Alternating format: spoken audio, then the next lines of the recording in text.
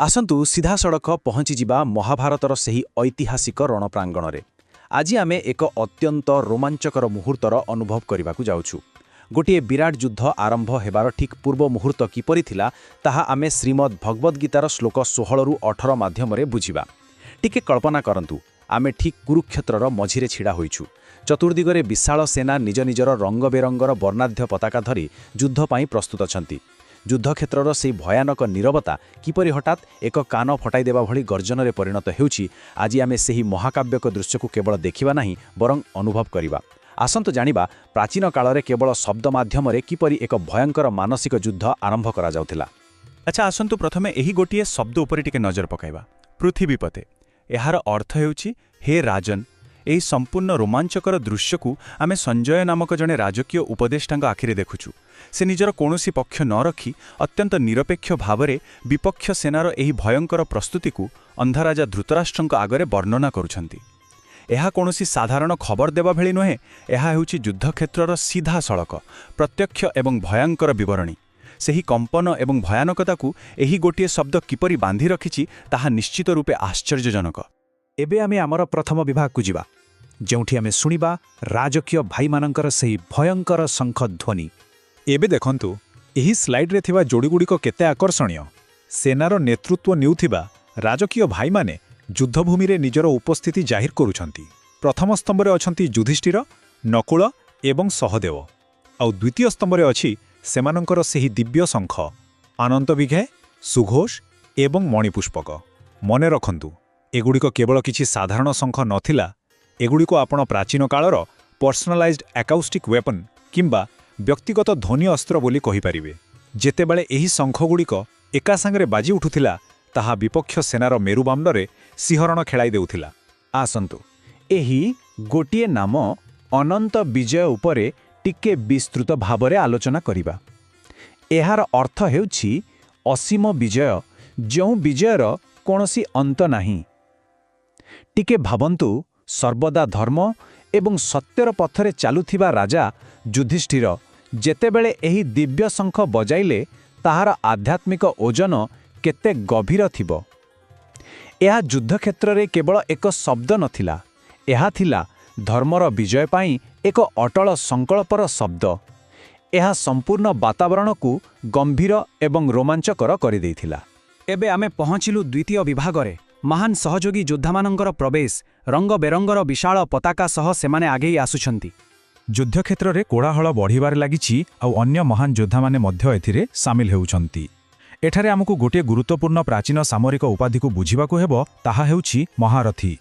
ଜଣେ ମହାରଥୀ ହେଉଛନ୍ତି ସେହି ସର୍ବୋଚ୍ଚ ସେନାପତି ଯିଏକି ଏକା ସଙ୍ଗରେ 10,000 ଧନୁର୍ଦ୍ଧରଙ୍କ ସହ ଲଢ଼ିବାର ସାମର୍ଥ୍ୟ ରଖନ୍ତି।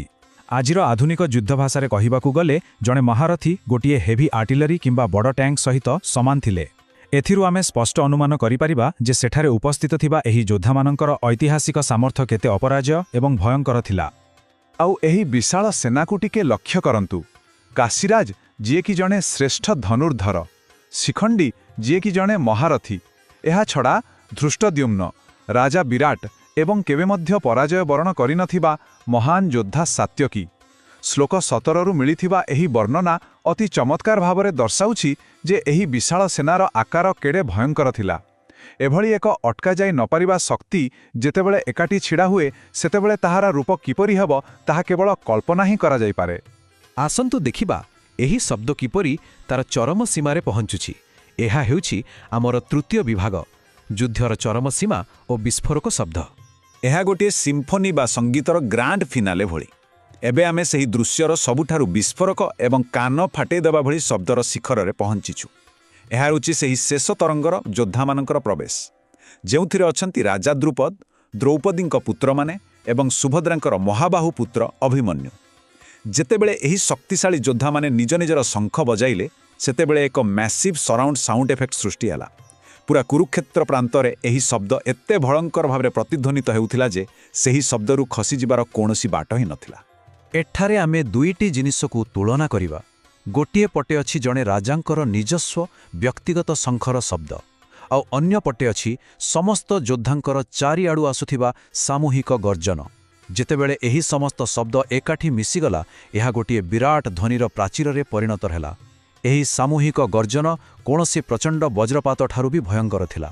ଏହାର ମୁଖ୍ୟ ଉଦ୍ଦେଶ୍ୟ କେବଳ କୋଳାହଳ କରିବା ନଥିଲା, ବରଂ ନିଜର ଏକତ୍ରିତ ଗର୍ଜନ ମାଧ୍ୟମରେ ବିପକ୍ଷ ଦଳର ମନୋବଳକୁ ସମ୍ପୂର୍ଣ୍ଣ ଭାବରେ ଚୁରମାର କରିଦେବା ଥିଲା। ତେଣୁ ଏଠାରେ ସବୁଠାରୁ ଗୁରୁତ୍ୱପୂର୍ଣ୍ଣ ଶବ୍ଦଟି ହେଉଛି ପୃଥକ୍ ପୃଥକ୍।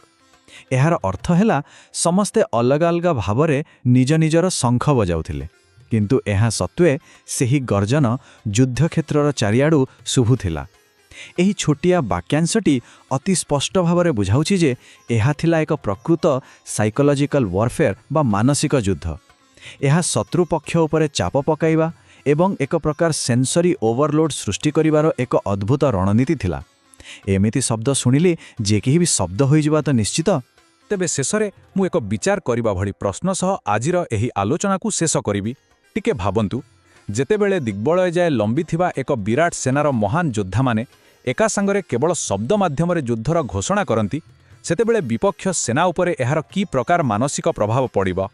ଏହା କେବଳ ଏକ ଐତିହାସିକ ଘଟଣା ନୁହେଁ, ବରଂ ପ୍ରାଚୀନ କାଳର ମାନସିକ ଯୁଦ୍ଧର ଏକ ସର୍ବୋତ୍ତମ ଉଦାହରଣ ଅଟେ। ଆଶା କରୁଛି ଆଜି ଆମେ ସମସ୍ତେ ସେହି ରୋମାଞ୍ଚକର ଯୁଦ୍ଧ ପରିବେଶକୁ ଖୁବ୍ ପାଖରୁ ଅନୁଭବ କରିପାରିଲେ।